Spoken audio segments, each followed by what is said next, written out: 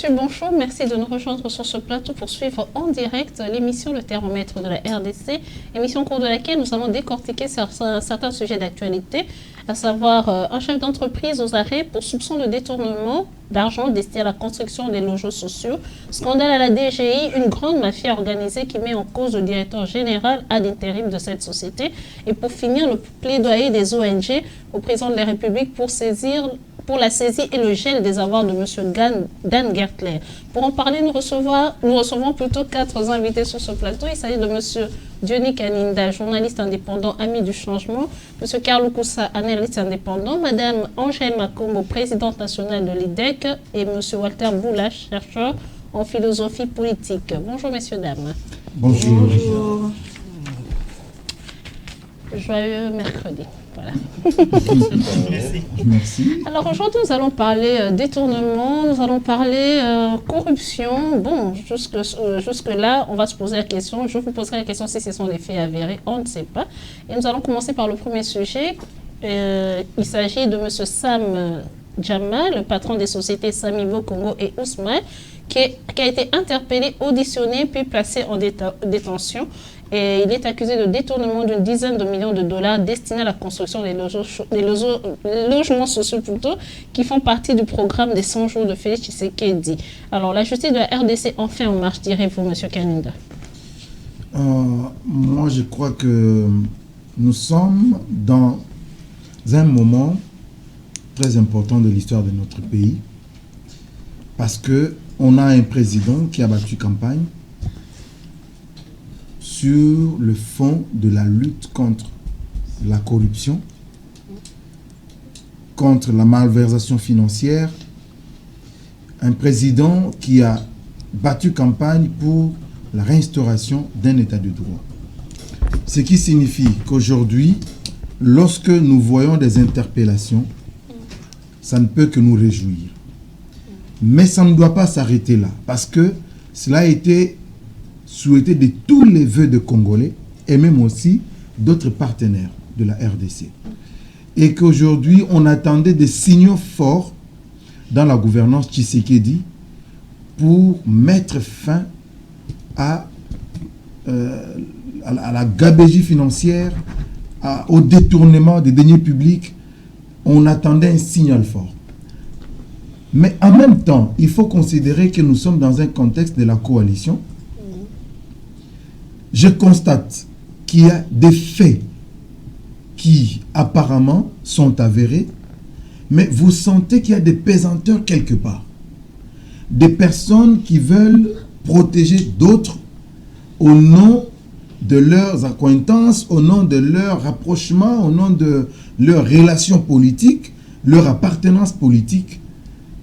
Et nous pensons qu'il n'est pas question qu'aujourd'hui, nous puissions politiser tout ce qu'il y a comme interpellation, tout ce qu'il y a comme enquête, tout ce qu'il y a comme suivi sur la manière dont on a utilisé les fonds de l'État congolais. Parce qu'il faut considérer que la population congolaise souffre.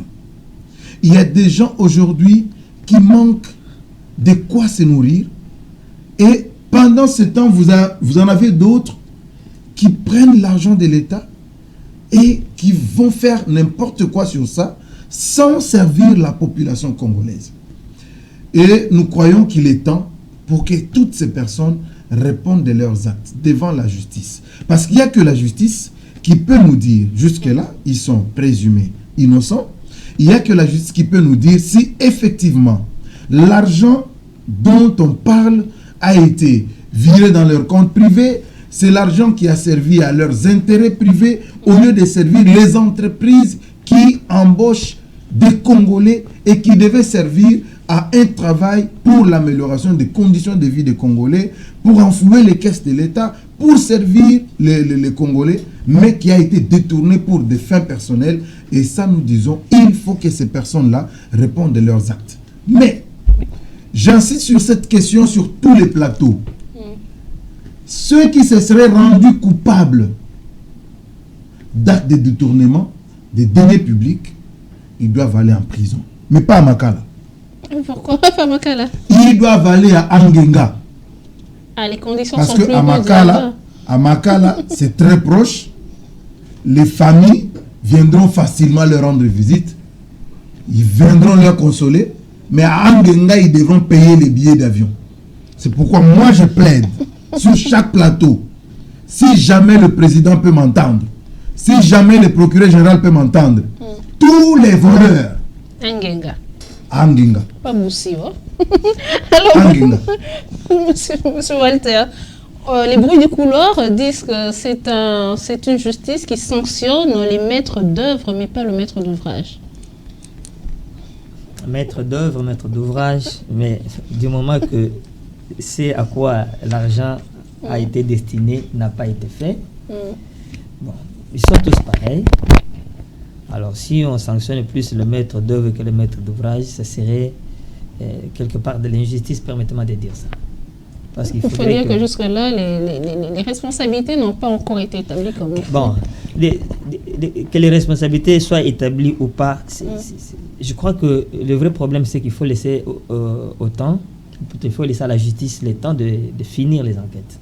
Parce que, à mon humble avis, les auditions continuent. Il semble qu'on continue encore à auditionner, la liste est longue, à entendre les uns et les autres. Et il faut que la justice fasse son travail de la manière la plus correcte possible, sans injonction des politiques, bien sûr. Et nous attendons les résultats. Ni injonction de M. Kaninda qui suggère même des lieux de détention. Non, ça, ce n'est pas une injonction. M. Kaninda n'a pas donné une injonction. D'abord, à quel titre il va donner une injonction à la justice? Ça, ce n'est qu'un souhait qu'il a émis. Et moi, je le soutiens. Ah, oui, je le soutiens parce que je me suis dit à tous les détourneurs, il faut une sanction sévère. Et la manière de les sanctionner, c'est de les mettre aussi en quarantaine par rapport à... Il faut qu'ils aient le temps de réfléchir par rapport aux actes qu'ils ont posés. Peut-être le temps de s'amender aussi. Mais maître d'œuvre, maître d'ouvrage, pour moi, bon, on attend que la justice fasse son travail. Ceux qui se seront compromis, ceux qui seront établis effectivement coupables, ils seront sanctionnés. Alors, Madame Makombo, pensez-vous qu'il est possible de détourner des deniers de la République comme ça sans assurer ses arrières, sans avoir quelqu'un qui vous chapeaute? C'est là que j'ai parlé de maître d'œuvre et de maître d'ouvrage. Non, ça c'est... évidemment, on se dit à ce niveau-là, détourner de si grosses sommes pour des travaux qui étaient bien déterminés au niveau du sommet de l'État, eh bien non, ça ne peut pas être fait sans la complicité de certaines personnalités haut placées. Et mon souhait, comme le souhait de la majorité des Congolais, que pour une fois, on aille jusqu'au bout. Parce que, comme vous le savez, notre devise au niveau national, c'est quoi?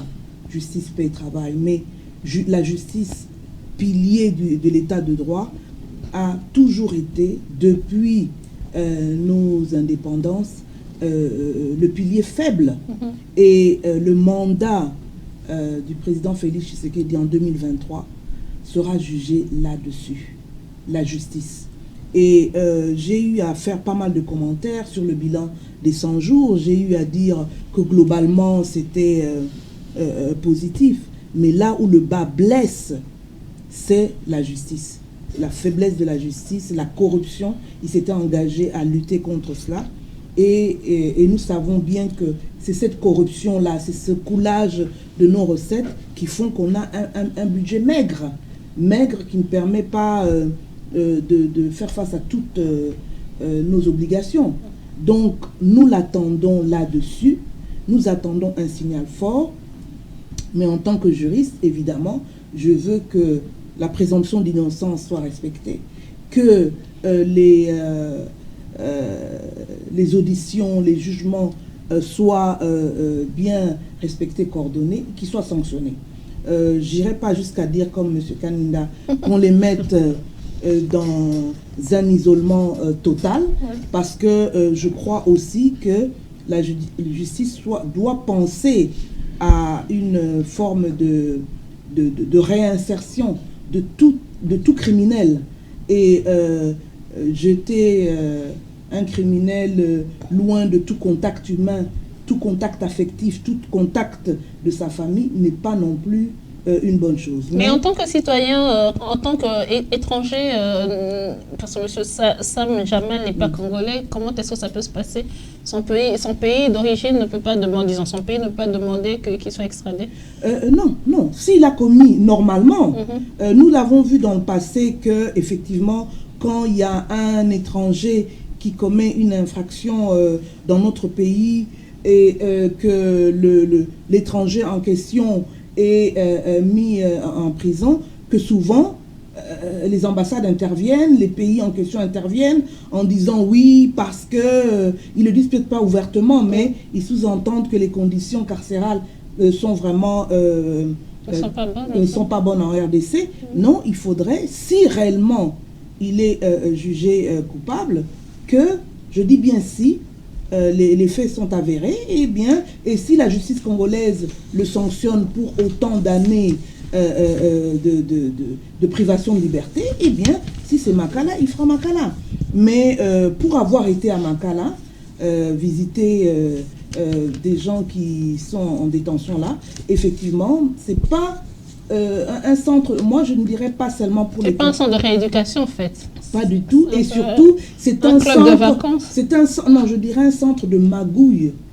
Excusez-moi l'expression, mais terrible. Depuis l'entrée, c'est toujours... Toutes les barrières. Les barrières, il faut donner de l'argent, etc. Pour avoir de bonnes conditions, il faut donner de l'argent. Certains même ont dit, la nuit, on les laisse sortir un peu, prendre de l'air frais, sous escorte. Exactement, en donnant quelque chose. Donc, vraiment, notre système judiciaire, on l'a dit, on l'a répété, on a eu des assises des États généraux de la justice pour justement réformer cela, mais jusqu'à présent, on ne voit pas grand-chose de concret qui est réalisé. Monsieur Sam Jamal, plutôt président de la communauté libanaise, parce qu'il n'a pas été en mesure de s'expliquer sur le fait qu'il n'ait fourni aucune partie des logements, alors que sa société avait déjà reçu 17 millions de dollars. N'est-ce pas un peu prématuré d'alors de conclure que c'est un détournement? Peut-être c'est seulement un retard de livraison. Madame, écoutez, moi je pense que M.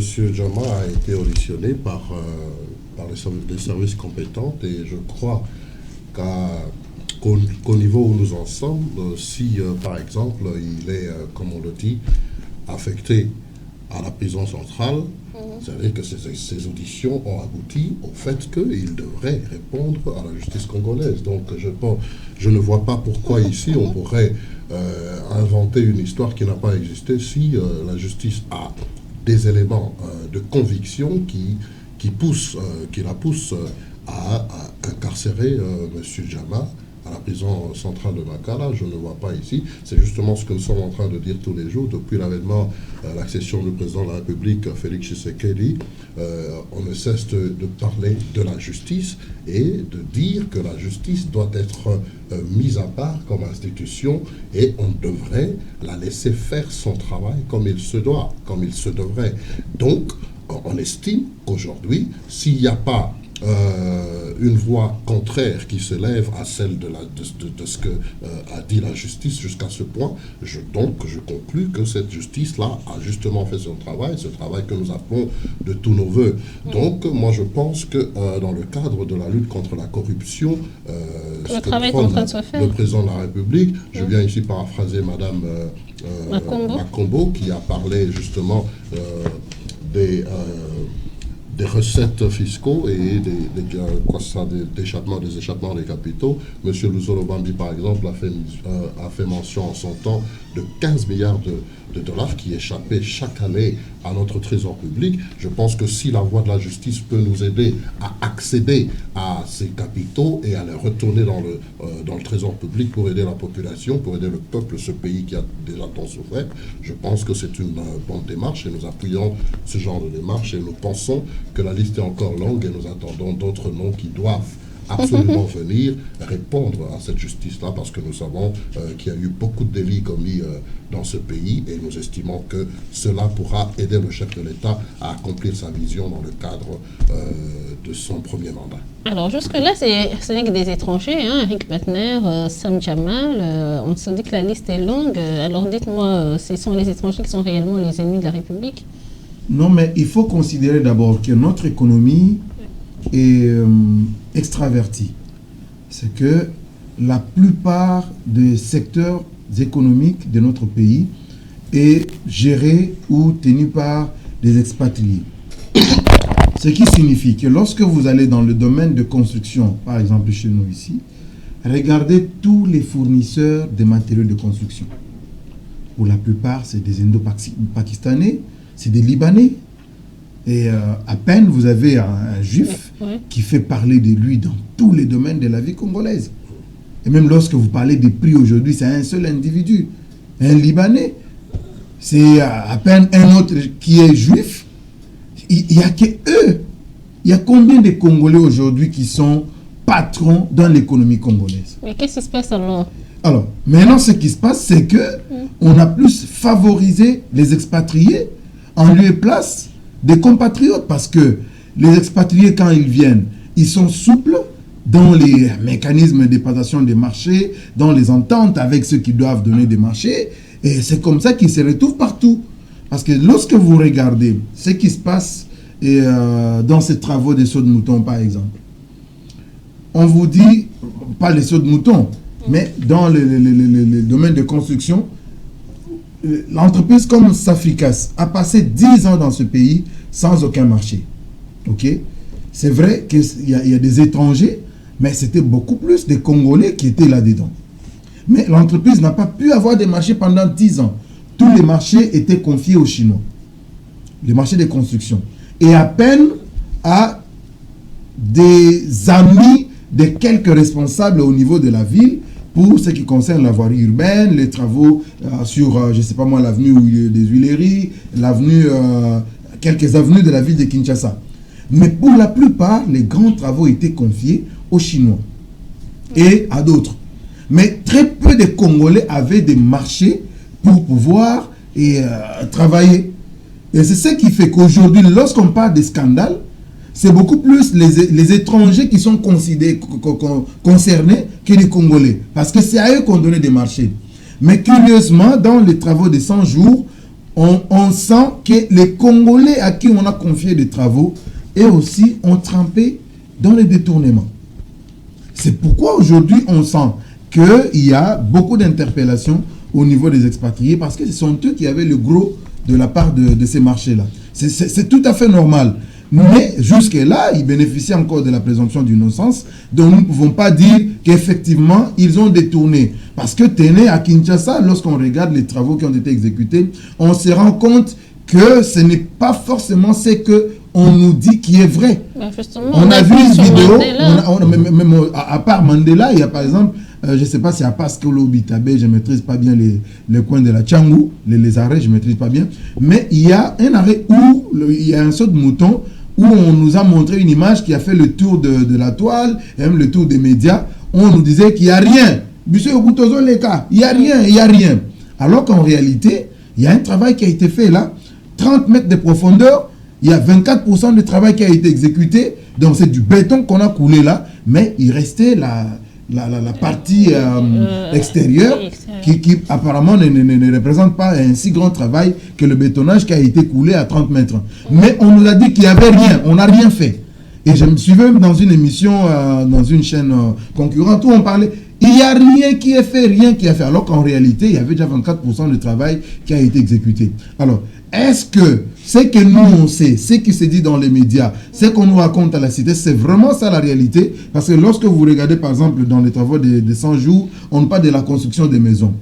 On nous dit 3000 maisons. Mais on sait qu'il y a déjà 350 maisons qui sont construites. Moi j'ai des images.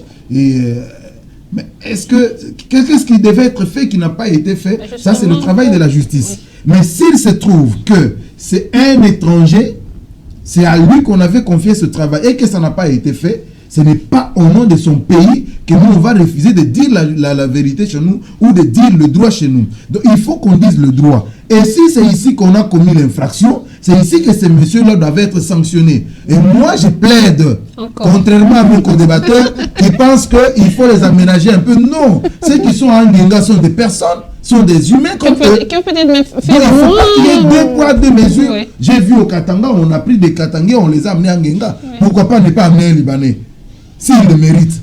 Parce que s'il a volé à Kinshasa, et qu'à Makala, il n'y a pas de place, on considère que là-bas, il y a des conditions plus ou moins VIP, plus ou moins considérables. Non, il faut les amener à Angenga. Ils ont volé au Congo, ils doivent subir les conditions de détention du Congo. Comme ça, les restes vont comprendre qu'il ne faut pas voler au Congo. Parce que si vous volez au Congo, on va vous amener à Angenga, vous allez subir les conditions du traitement de Angenga. Alors, le présumé coupable aurait refusé de fournir, M. Walter, certaines informations clés dans cette affaire au parquet général de Matete, au péril de sa liberté. Comment comprendre cela? Bien, merci madame. Mais avant de répondre à votre question, je vais un peu rebondir sur quelque chose qui a été dit, notamment par M. Kaninda. M. Kaninda et puis madame. D'abord, à propos de l'incarcération à Angenga ou à Makala, mais je pense que c'est pareil, c'est pas un problème. C'est pas la première fois qu'on a vu des prisonniers de Kinshasa être amenés à Boulogo.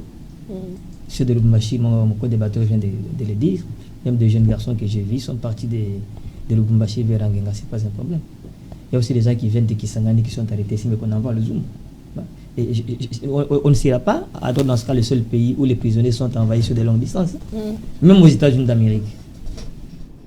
Il y a des prisonniers qui sont incarcérés dans une prison comme à Guantanamo, par exemple. Très loin des choses. Ça, c'est pas un problème. Pourvu que ces gens-là, si effectivement ils sont reconnus coupables par le juge, et qu'ils soient gardés pour purger leur peine, parce que ce sera la sanction qu'ils auront méritée.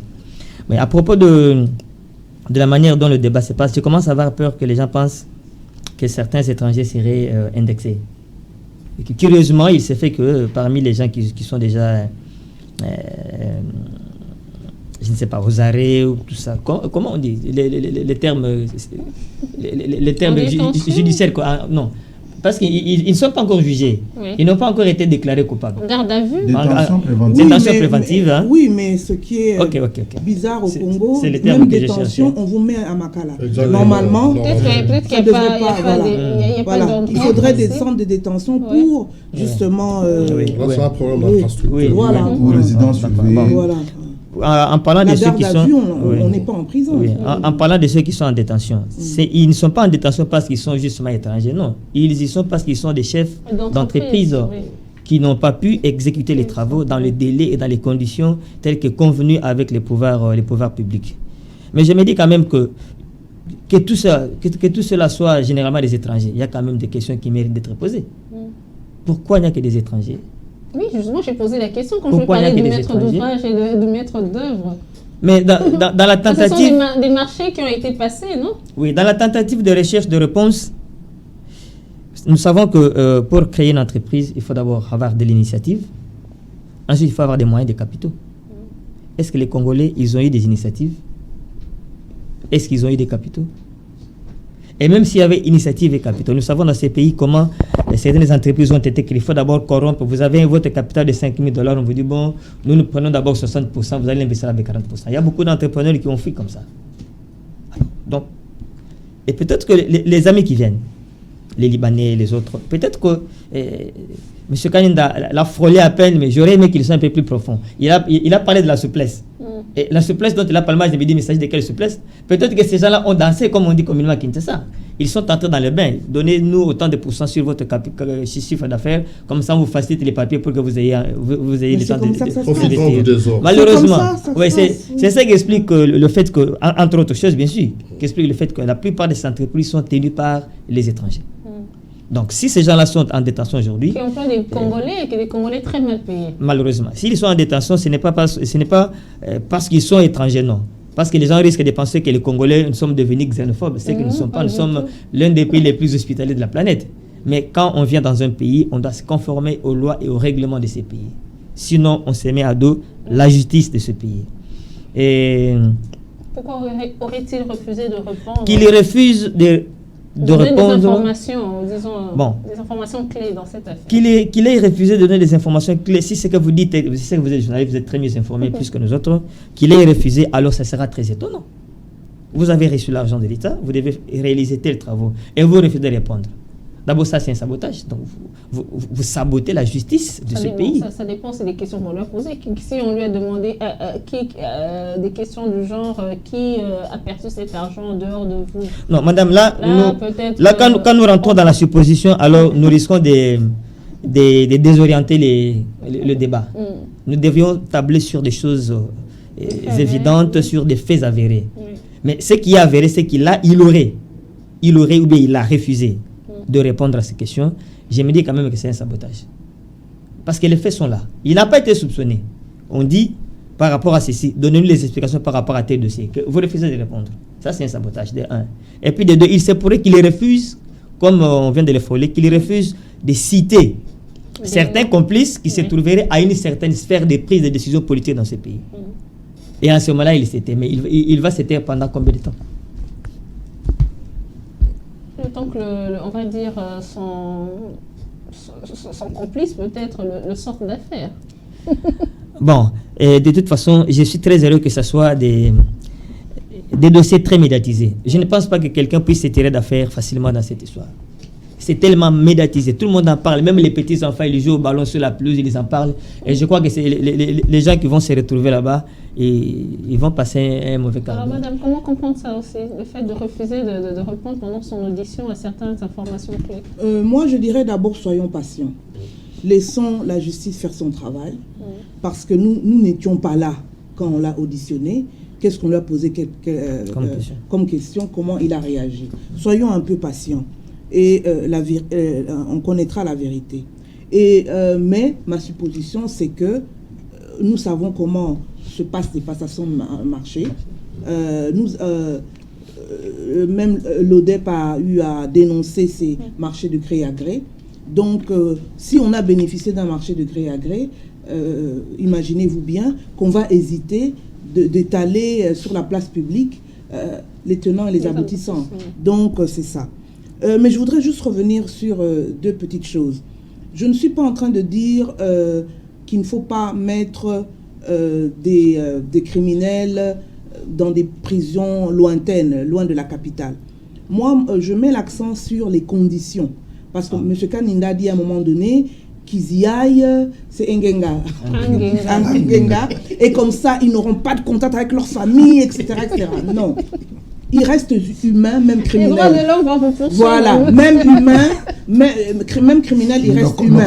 Et puis maintenant, les conditions. Souvenez-vous, quand Mzee Kabila est arrivé au pouvoir, il a coffré pas mal de dignitaires. Hein, beaucoup étaient d'ailleurs tassés au palais de justice ici. Mais qu'est-ce qu'il a fait d'abord? Il a fait réfectionner Makala. Et moi, ça, j'ai beaucoup apprécié. Je me suis dit, voilà un chef qui reste humain. Parce qu'il se disait, même s'ils ont commis des crimes, des infractions, ils restent des humains, ils restent des Congolais. Arrangeons d'abord Makala, que ça soit propre, que ça soit salubre pour les mettre là-bas. Donc, c'est un peu dans la même logique. Et il reste humain, c'est pas parce qu'il est criminel qu'il ne peut pas parler à sa femme, à ses enfants. Donc, même si on envoie... il va les enfants, madame. C'est une éducation qui est jamais voilà. Donc, mais je pense pas sincèrement qu'un criminel dit à ses enfants de voler comme lui. Oui, on a toujours une et puis, exactement. Donc, et c'est un droit. Même les prisonniers ont des droits. Droit de parler, d'avoir des visites. Bon, cela dit, j'ai entendu beaucoup dire pourquoi seulement les étrangers ont ces contrats-là. M. Kaninda a donné début de réponse. Effectivement, qui a les moyens, le capital, qui a la technologie pour monter ce genre d'entreprise? C'est souvent les étrangers. Bon, mais cela dit, il est temps que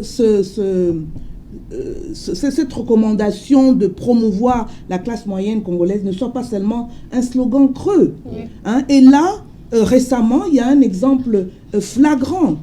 Le ministre, Paloukou, il est ministre de l'énergie, l'industrie, vient de signer un protocole d'accord avec de gros hommes d'affaires égyptiens, je crois dans le solaire. Or, nous avons que d'ailleurs le chef de l'État a eu à qualifier de fierté nationale, c'est Madame Sandrine Moubenga. Oui. Voilà, qui a une entreprise dans le domaine du solaire. Et pourquoi pas, avant de donner des contrats de ce genre, essayer de de lister quels sont les Congolais spécialistes dans tel domaine, dans tel autre domaine, Mais etc. justement, c'est pas dans ce... Et elle a l'expertise dans le domaine du solaire. Oui, la question que vous posez, pourquoi ne pas lister les Congolais? C'est peut-être parce que les Congolais sont moins flexibles que les étrangers. Non, en général, souvent, c'est parce que je l'ai entendu dire... Quand j'ai moins flexible, c'est la corruption. Non, voilà, je l'ai entendu dire de certains Congolais, dire « Namundele, c'est plus discret ». Hein? Voilà, parce que le Congolais, Koye Bananoki et tout et tout. Mais il est temps qu'on mette fin à cela. Et puis, il faut pouvoir protéger ce qu'on peut considérer les joyaux congolais, les domaines où on réussit. Moi, ça me fait toujours mal au cœur de passer devant le... Je ne connais pas les tenants, les aboutissants, mais ça me fait mal au cœur de passer devant le boulevard du 30 juin et voir qu'il n'y a plus Pelou Store. C'était notre seul grand supermarché. Maintenant, nous avons des supermarchés, les mêmes d'ailleurs, qui dans un seul périmètre, vous en avez 2, 3. Oui, mais le malheur de Pelou Store, madame, ça n'a rien à voir avec l'État, c'est la gestion de la famille. Vous voyez que nous-mêmes aussi... Non, c'est l'État. Parce que l'État protège. Et nous avons une loi, hein, comme dans beaucoup de pays, protection du commerce local. On ne peut pas donner l'autorisation à une société de supermarché d'avoir 3, 4, je ne vais pas le citer, mais dans un seul périmètre. Oui. Hein? Limiter, Lumumba, non, c'est scandaleux. Et on ne se dit pas, mais les Congolais, ils sont où? Les banques, la même chose, aucune banque congolaise. Or, au sommet de l'État, on devrait se dire, certains secteurs clés, il doit aussi avoir des Congolais. Est-ce qu'il y a des Congolais qui ont l'expertise? On lance, je ne sais pas comment on peut appeler ça, un appel, voilà. Oui. Les Congolais qui ont l'expertise, venez donc, on va en parler et voir comment vous donner les moyens, le crédit, etc. On laisse tous les pans des pans entiers de l'économie aux mains d'étrangers. Je ne sais pas si vous avez vu dernièrement l'image qui circulait sur la toile avec un blanc qui vendait du pain à Kinshasa. Pour vous dire comme madame dit. Voilà. Alors monsieur Karl, justement, madame vient de parler de quelque chose en disant que l'économie est aux mains des étrangers. Moi, la question que je vous pose, c'est comment rectifier cela quand on sait que la plupart des étrangers, justement, les Congolais, n'ont pas ces capitaux-là. Qu'est-ce qu'il faudrait faire? Quel est le rôle de l'État? Justement, je donnais une partie de ma réponse tout à l'heure lorsque madame intervenait, en disant que l'État doit protéger ce genre d'initiative par exemple, le choix, l'octroi des crédits. C'est pas ça que le FPI a fait à un moment? Non, j'allais revenir. Oui, ils ont donné plein aux étrangers des crédits. Le FPI l'a fait. On va y arriver. Le FPI l'a fait, oui, mais dans quel contexte? Il faut le savoir aussi. Pas dans du clientélisme politique. C'est ce qui s'est passé au FPI, on le sait. Les octrois de crédit au FPI n'ont pas respecté les réglementations en vigueur en la matière. Donc moi, je ne pense pas qu'on doit ici nous faire croire que ça a été fait en bonne et due forme. Non. Ces mêmes personnes-là n'ont jamais fait. Donc je pense qu'il y a à boire et à manger dans cette histoire d'octroi de crédit au FPI, et il faut investiguer, savoir si ceux qui ont reçu, par exemple, les crédits au FPI ont vraiment mérité ce crédit. Il y a une liste de montants et jusqu'à présent.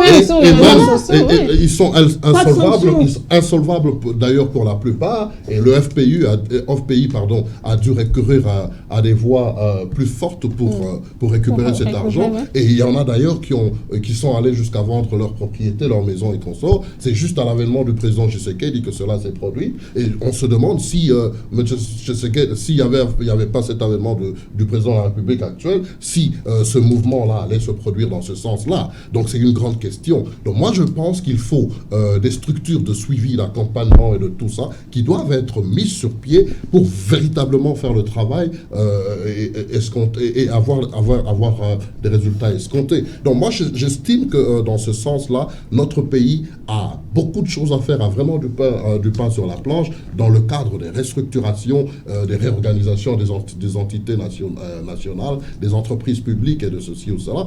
Bientôt nous allons, par exemple, à la nomination des mandataires de l'État, il faut donner de la place aux nationaux aussi. Parce qu'aujourd'hui, nous nous plaignons, par exemple, que les étrangers, pour la plupart, sont ceux qui sont pour l'instant, du moins jusqu'aujourd'hui, il y en a déjà 2 qui sont à la prison centrale du Makala. On n'a pas encore entendu un Congolais chef d'entreprise, parce que justement, par rapport à ce que nous décrions ici, qu'il n'y a pas assez de Congolais qui ont eu la chance d'être chefs d'entreprise. Le cas contraire serait peut-être pire, on ne sait pas. C'est une grande question. Mais moi, j'estime qu'il faut donner la chance aux nationaux. On est allé dans d'autres pays d'Afrique, par exemple, où en Afrique du Sud, on dit proud South African. Donc, avant d'avoir quelque chose chez eux, on est d'abord sûr d'être sud-africain et de reprendre critères avant de vous octroyer des contrats de ce genre. Donc, moi, je pense que le problème se situe au niveau des institutions, au niveau des restructurations des entreprises publiques, au niveau de restructuration de tout cela pour que cela marche dans notre pays. Monsieur Kaninda, je ne sais pas si vous êtes déjà allé chercher un crédit dans une banque. Bon, moi j'ai très peur de crédit parce que les conditions de remboursement chez nous sont très drastiques. Parfois, ça ne tient pas compte des réalités sociales chez nous, parce qu'on vit dans la société avec des personnes qui sont allées chercher des crédits dans des banques ici, et très souvent ça finit mal. Alors, chez nous, ça finit mal. C'est vrai, il y a d'une part l'insolvabilité des Congolais. C'est effectivement aussi dû à la mégestion. Pas seulement à la mégestion, mais aussi au faible pouvoir le pouvoir financier des Congolais. C'est qu'aujourd'hui, vous avez un crédit pour un commerce, alors que vous avez des besoins sociaux de base très importants auxquels il faut répondre, notamment la scolarisation des enfants. Heureusement qu'il y a eu gratuité de l'enseignement. Une maman comme ça qui prend un crédit chez, je ne vais pas citer de nom, et que c'est l'argent qui était destiné à un commerce, travailler, mais elle a quoi comme bénéfice le soir ou le mois? Le bénéfice, c'est peut-être 30 000 francs, c'est 50 000 francs, alors qu'elle doit payer l'école pour ses enfants. Un enfant, c'est, je ne sais pas moi, 100 000 francs congolais le trimestre, $200 le trimestre. Alors, et là, c'est un problème. Mais je voulais rebondir un peu sur la question sur ce qu'il faut faire pour ramener les Congolais, pour rectifier les tirs au niveau de l'octroi des marchés. Il y a un souci. Regardez, d'après mes informations, lorsque le cabinet du président de la République a initié ces travaux d'urgence de 100 jours, ils se sont dit, nous allons donner aussi du travail aux Congolais. Et les entreprises qui ont été recrutées, il y a notamment l'OVD et l'Office des routes. Mais regardez les sauts de moutons qui ont été confiés à l'OVD et à l'Office des routes. Je vais d'abord chez les expatriés. Vous avez pompage, c'est des Chinois. Travail exécuté à 90%. Vous avez Mandela, chinois, exécuté à 70%. Vous avez vu la toile, je ne sais pas si c'est ça daté de quand, vous avez vu cette photo sur la toile. Mandela, c'est pas exactement ce que vous dites là. Non, mais c'est quand même à 70%. C'est quand même à 70% et ça avance. Donc, on ne sait pas comparer le saut de mouton de Mandela à Sanef, par exemple. On ne sait pas les comparer. Mais là-bas, c'est une entreprise congolaise. Lorsque vous allez sur... parce que les sauts de moutons, c'est sur Lumumba. On a sur Pont Kabu, normalement, il y a un saut de mouton qui est prévu. Saint-Louis, au niveau de première rue, Cité Bethel. Il y a un saut de mouton qui est prévu là-bas. Vous avancez des bonhommes, c'est en cours. Entre Kimbuta, il y a un saut de mouton qui est prévu là-bas. D'abord, Ekalputus. Il y a un saut de mouton qui est prévu là-bas. Entrée Kimbuta, Upen. Là où on a donné aux entreprises congolaises, OVD, Office des routes, il n'y a rien. Alors, moi je me dis, cela doit passer notamment quels sont les capitaux que il faut savoir. Bon, l'avantage avec les expatriés, c'est une question de moyens, comme on a dit ici. Les Chinois ont préfinancé. Ils ont préfinancé, arrivé à un certain moment, ils étaient à court de financement. Et lorsque le gouvernement a autorisé les 3,5 millions qui ont été décaissés un dimanche comme ça, là, ça leur a permis de pouvoir avancer. Ouais, ils ont la capacité de préfinancer. Et même dans des marchés qui sont dans des entreprises ici, des publicités et tout ça, les agences, quand vous allez, les agences de nos compatriotes congolais, nos amis journalistes congolais, nos amis de la communication congolais. Quand vous allez chez eux, vous leur demandez de préfinancer, généralement c'est compliqué. Ils n'ont pas les moyens pour préfinancer. C'est là que je rejoins madame et Carl pour dire que l'État devait aider les Congolais justement à préfinancer. Parce que lorsque vous aidez une entreprise comme l'Office des routes ou l'OVD, disons, il n'a pas d'engin. L'État lui donne une subvention. On lui dit le matériel coûte combien? Le matériel coûte $100 000. Ça va. Nous, on te donne $100 000. Tu acquiers les engins, tu vas travailler et on va commencer à récupérer sur les autres marchés qu'on va te donner. C'est une manière d'équiper d'abord l'entreprise qui embauche d'abord les Congolais et en même temps vous lui permettez de pérenniser son travail et son entreprise. Mais qu'est-ce qui manque aux Congolais? Pour nous qui avons eu la chance de travailler un peu avec les multinationales, lorsque vous êtes engagé, on vous donne des objectifs à atteindre. Vous avez les targets. Le volume de travail que vous devez exécuter, c'est défini dans le temps. On vous dit dans tel temps, vous devez exécuter tel volume de travail. Vous avez les objectifs, vous avez les targets. Voilà. Et vous avez le process. Mais est-ce que dans nos entreprises, il y a tout ça? Est-ce que, je vais vous scandaliser un peu, est-ce que chez APIC, il y a tout ça? Est-ce qu'on définit le volume de travail à chacun? Est-ce qu'on définit la procédure? Quelle est la procédure appliquée, par exemple, pour amener son reportage, pour amener un client qui arrive, bon, je l'appelle un client, mais quelqu'un qui vient pour faire sa communication sur... Quelle est la procédure à suivre? Quelle est la procédure pour la rémunération? Est-ce que tout ça... Le rythme est fixé. Voilà. Est-ce que tout ça c'est fixé dans nos entreprises? Vous allez chez les fonctionnaires congolais, vous sentez qu'il ne sait même pas qu'est-ce qu'il vient chercher. Qu'est-ce qu'il vient faire? Il n'a pas déjà le job description. Il n'a pas. Il ne sait pas quelles sont ses tâches au quotidien. Donc ça, c'est un problème réel au niveau des entreprises congolaises et au niveau des Congolais en général. Nous ne savons pas faire la répartition des tâches chez nous. Un ADG, il est là, c'est pour juste venir, est-ce que tel est là? Mais il ne sait pas répartir les tâches. Pour cela que il n'y a pas une vision. Les étrangers profitent de cette faiblesse. Mais c'est ça, parce que chez eux, ils ont des formations pour comment gérer. Ils ont des formations. Mais chez nous, est-ce que les gens ont suivi les fiscs et les cours de management pour quand on est responsable de gestion? Le temps est élastique. Hein, donc, alors, M. Walter, j'ai senti tout à l'heure, comme M. Carl parlait, quand on a parlé du FPI, vous voulez réagir? Oui, effectivement. Lorsque nous abordons cette question du FPI, je me dis qu'il y a vraiment à boire et à manger dans cette histoire. M. Carl a parlé du clientélisme politique. Oui, il a parlé du clientélisme politique.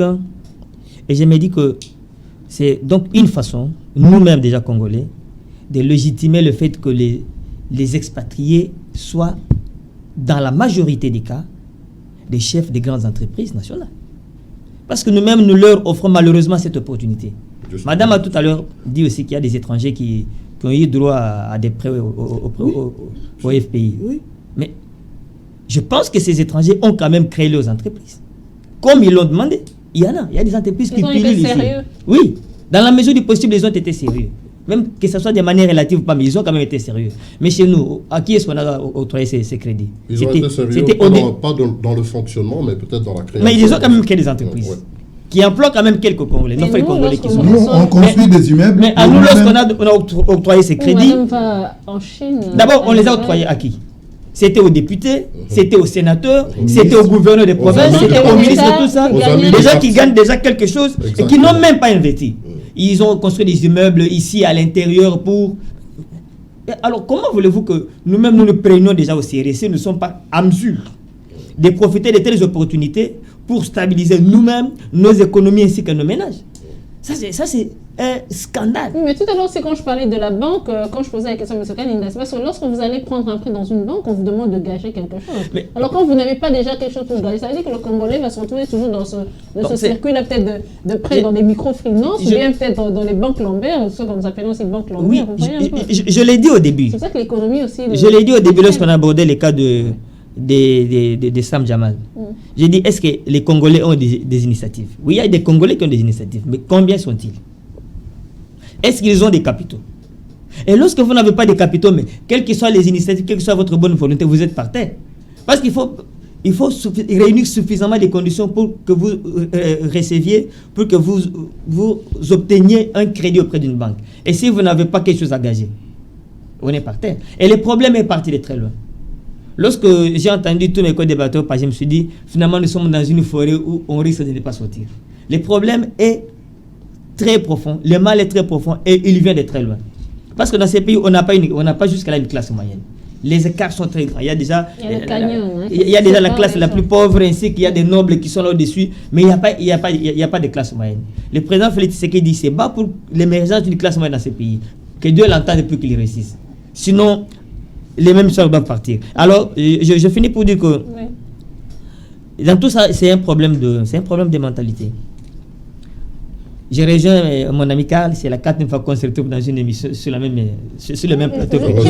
J'ai fait de vous un couple. Hein. Merci beaucoup. Heureusement qu'aujourd'hui tu n'as pas amené ton micro. Non, je n'ai pas voulu vous faire peur. Bon, et c'est parce que nous avons un problème de mentalité très sérieux. Vous savez, à un Congolais, je vais vous faire rire. Si vous lui proposez un travail bien rémunéré, un fonds pour créer une entreprise, il va vous dire, donnez-moi le travail, j'aimerais travailler. Les Congolais ont peur d'être patron chez lui. Ça, c'est dans une large majorité. Vous lui dites, bon, prenez $20,000 pour investir, ou bien je vous paye $1,500 le mois. C'est peut-être parce qu'on manque de projets quand on n'a pas. Mais c'est ce que je dis, Est-ce que nous avons des projets? Et des projets sont-ils consistants?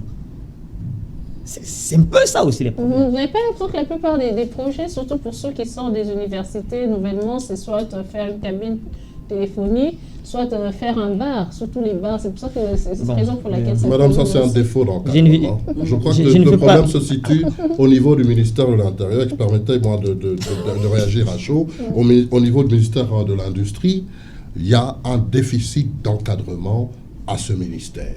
Nous avons beaucoup de talents dans ce pays, nous avons beaucoup de jeunes avec plein d'initiatives, mais il manque de l'encadrement au niveau du ministère de la tutelle qui devait en principe les orienter vers ces octrois de crédit-là pour se faire une carrière correspondante à leur... Ça ne serait pas plutôt la faute de nos universités qui larguent sur le terrain plus de demandeurs d'emploi que de créateurs d'emploi? Non, les universités sont toujours là, ce sont des institutions inamovibles qui resteront là. Mais moi je pense que le gouvernement a le travail et la responsabilité de récupérer ces jeunes-là qui ont véritablement du talent, de les encadrer, de les orienter et si possible de les subventionner, de les financer pour mettre justement en exergue ces talents-là, les rendre palpables sur le terrain et sur le marché. Parce que je pense que ces talents représentent justement un marché qu'il faudra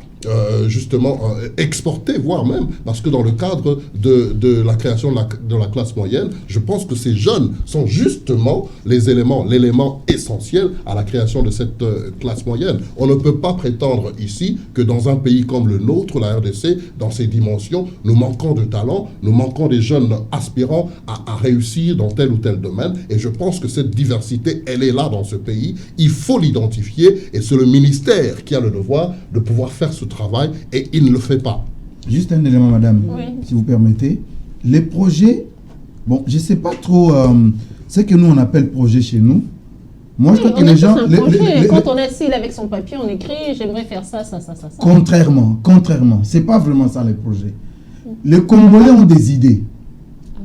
On appelle ça boule. Ouais. Les Congolais ont des idées. Mais combien ont des projets? Ça, c'est une autre paire de manches. Là, vous parlez de chiffrer, des projets chiffrés pour dire... Non, la rédaction même de l'idée. Moi, j'échange beaucoup avec le les projet, jeunes. c'est le financement. On finance la rédaction d'une idée. J'échange avec les jeunes, beaucoup de jeunes, même dans mon église, Tabernacle des Vainqueurs. J'échange avec des jeunes. Tu demandes, mais est-ce que tu as un projet? Tu dis, oui, moi j'ai des projets. Est-ce que je peux voir ton projet? Madame, c'est juste une idée. Mais comment les encadrer? Le changement commence avec une idée. Le changement commence avec une idée. Madame, je suis bien d'accord. Moi, je ne suis pas contre les idées. C'est un départ. Oui. J'encourage les idées. Mais seulement l'idée, on ne doit pas s'arrêter à l'idée. Parce que les idées, tout le monde a des idées. Exactement. Il faut aller à un projet. Il faut trouver quelqu'un qui peut rédiger pour vous un projet. Vous avez un projet. Il y a la crainte aussi de se faire voler ce projet-là. Vous savez ça? Non, mais vous voulez sécuriser? vous le sécurisez. Il y a la Socoda qui existe pour Exactement. ça. Vous allez sécuriser votre projet. Le deuxième élément, le dernier que je voulais évoquer ici, c'est l'encadrement ou la formation. Tenez, pour les gens qui ont des microcrédits ou qui prennent des crédits, ils sont formés par qui? Par les banques. Par eux-mêmes. Pensez-vous que la banque peut vous former pour votre intérêt et au détriment d'elle-même? Nous, elle vous forme pour que vous puissiez répondre à ses intérêts à elle. Mais est-ce que nous avons des structures aujourd'hui qui forment nos mamans à la cité, les mamans qui prennent le crédit pour les pains, qui prennent le crédit pour, je sais pas moi, le petit commerce qu'elles ont. Est-ce qu'elles sont formées par des ONG, formées par des associations quelconques? Est-ce qu'elles sont prises en charge par elles? Elles sont par contre prises en charge par, excusez-moi de citer le nom, je me permets, au nom de Finca, parce que c'est elle qui s'occupe de la plupart de nos mamans. Mais ces mamans sont formées par Finca. Mais est-ce qu'il y a des ONG aujourd'hui qui ont des projets de formation de nos mamans à la cité sur l'utilisation des fonds de crédit, par exemple? Oui, les églises devaient faire ça. Le pasteur qui nous entend, je crois qu'il devait prendre ça pour gérer, par exemple, les mamans. Moi, je dirais... C'est dans cette logique. En tout cas, je te rejoins, madame. Permettez-moi de vous tutoyer. Je te rejoins en disant que l'éveil patriotique, par exemple, que prône le pasteur Mukuna, devrait plutôt aller dans ce sens-là aussi. Il a beaucoup de mamans dans son église, par exemple. Il peut organiser à travers des colloques, à travers des ateliers. Que faire avec $100? Que faire avec $100?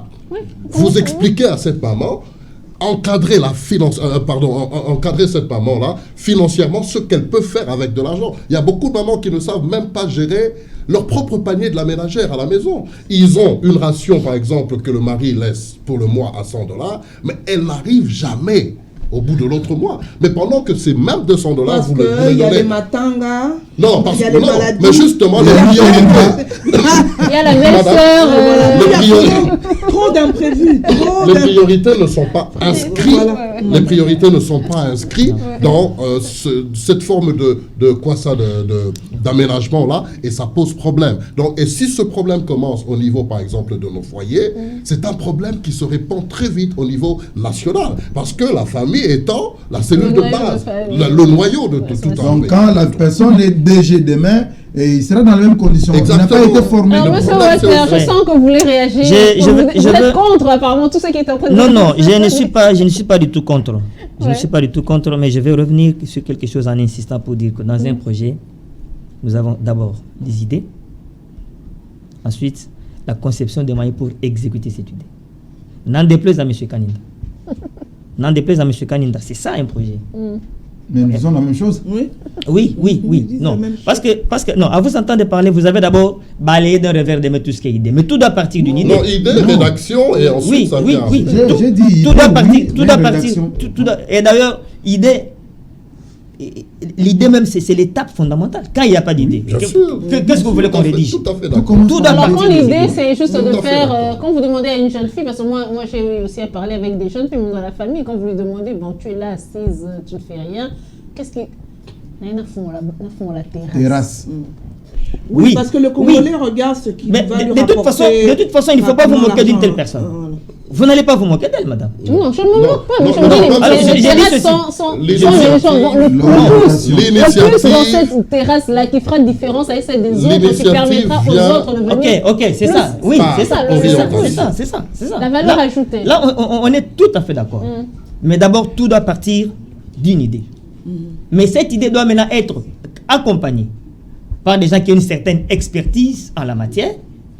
Il y a des écoles de formation, des centres de formation par-ci, par-là. Bon, je suis jamais allé là-bas, je ne sais pas ce qui se passe là-bas, si c'est vraiment sérieux ou pas. Mais je vais quand même y faire un tour un certain matin pour voir ce qui se passe. Oui. Non, oui. Oui, en tant que Congolais. Oui, je vais quand même y passer. Donc, il y a, s'il vous plaît, madame, laissez-moi, je risque de perdre l'effet de mon idée. D'abord, quand il y a une idée, il faut que cette idée soit accompagnée par les gens qui ont une certaine expertise dans la matière. Et que cette idée soit canalisée vers les objectifs nobles. Je crois que c'est ce qui est essentiel. Et enfin, on s'efforce maintenant de réunir les moyens pour mettre cette idée en exécution. Et le projet prend forme, il est parti. Je sais que peut-être, on va dire, mais dans quel domaine on investit? Ça, c'est un autre débat. Mais du moins, je me répète, les Congolais ne sont pas souvent chefs d'entreprise, soit parce que nous n'avons pas d'initiative, ou soit nous avons des initiatives mais nous n'avons pas des moyens. Travailler chez autrui, ça représente... Nous n'avons pas des moyens qui nous permettent de concrétiser nos idées, nos projets. Et c'est là où nous sommes bloqués. Et ceux qui sont détenteurs de moyens ne nous aident pas, nous autres. Quand je dis nous, donc je vois tout ce qu'on appelle la basse classe, la classe des pauvres. Là. Non, en fait, c'est l'État à travers le ministère. Je vais y arriver. Ouais. À travers le ministère. Mais le ministère doit avoir une politique d'encadrement. Est-ce que cette politique est déjà conçue au sein de ces ministères? Ça, c'est un problème, c'est une question. C'est le travail que vous et moi devrions faire pour savoir quels sont... D'abord, au ministère de l'Industrie, il y a combien de directions, quels sont les objectifs de chaque direction, etc. C'est un peu ça. Nous allons conclure ce premier sujet avec une question, et c'est madame c'est vous qui allez commencer. Au vu de tout cela, de tout ce qui vient d'être dit ici, doit-on continuer à traiter de gré à gré certains marchés de la République tant que cela ne représente aucune réglementation? Non, mais nous avons des règles sur la passation des marchés publics. Il faut juste les respecter. Il y a des marchés, la règle générale, non, il faut un appel d'offres, mais quand il y a certaines circonstances, par exemple urgence, on peut faire un gré à gré.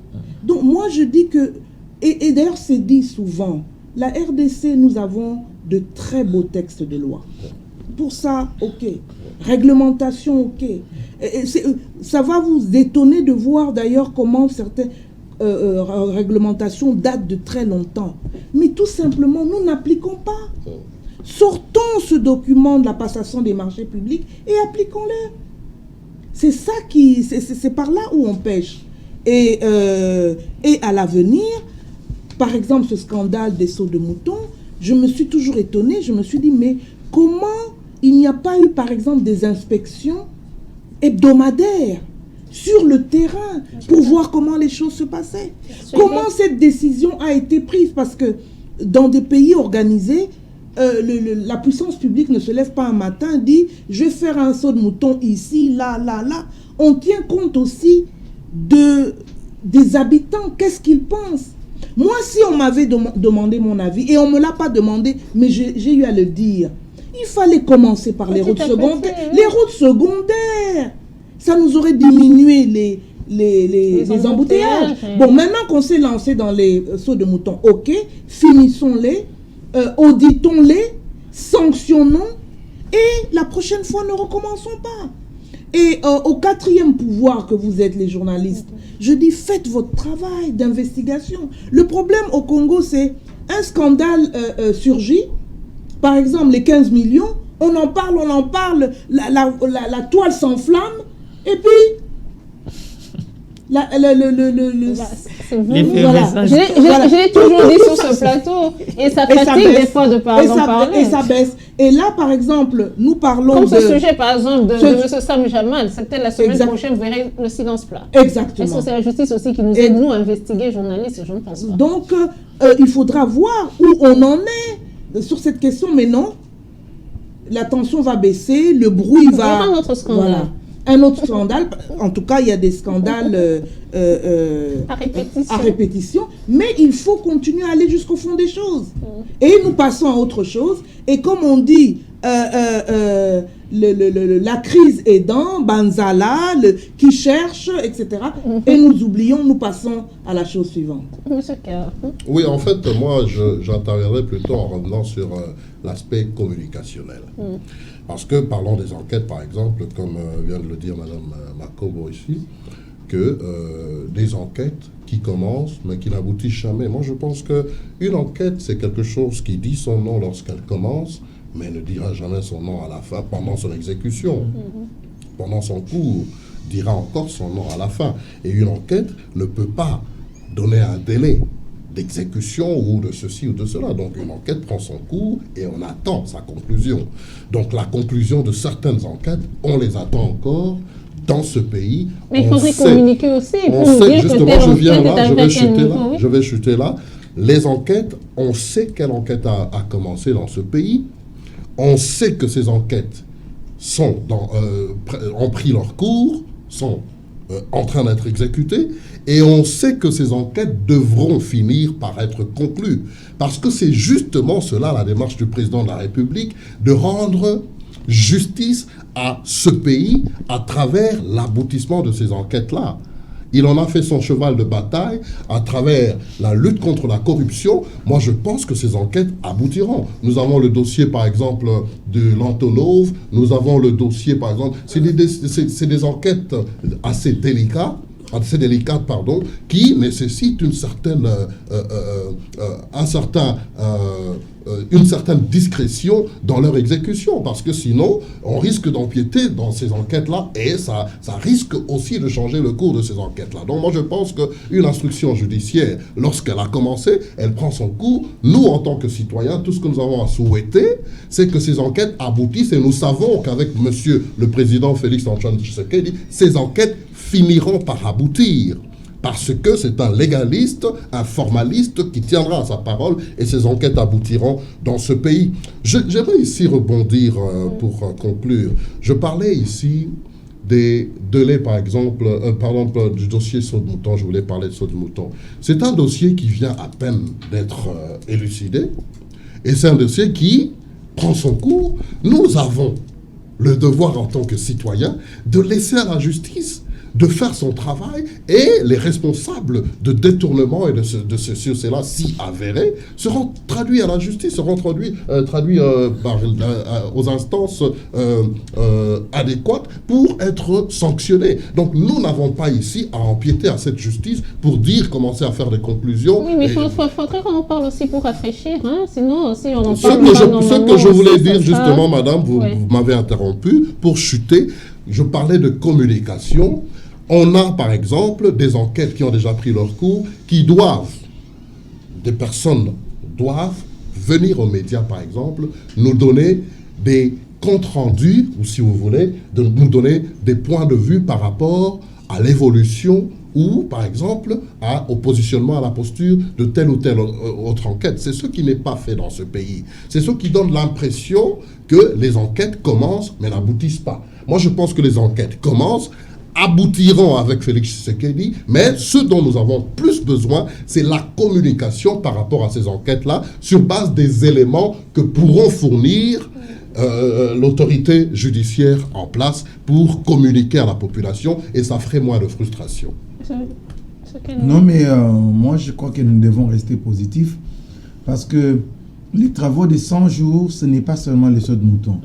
Et ce n'est pas seulement à Kinshasa, c'est sur toute l'étendue de la RDC. Nous parlons qu'à Kinshasa, mais même à l'intérieur, il y a eu des travaux qui ont été exécutés.